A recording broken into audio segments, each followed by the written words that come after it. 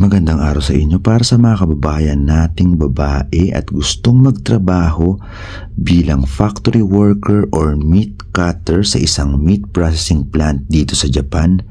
Ang institusyong pong ito ay naghahanap ng mga aplikante.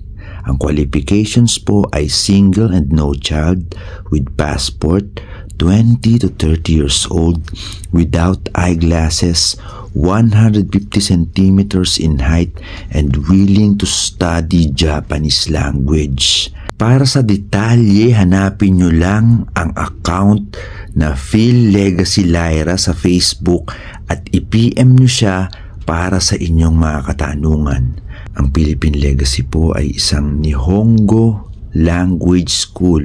So kailangan nyo muna mag-aral ng Nihongo bago kayo maisalang sa line-up. Ang kagandahan dito sa institusyon na ito ay hindi sila nagre-require ng related experience para sa mga aplikante. Marami na pong mga napaalis ng institusyon na ito at ngayon ay nagtatrabaho na sa Japan kahit wala silang related work experience.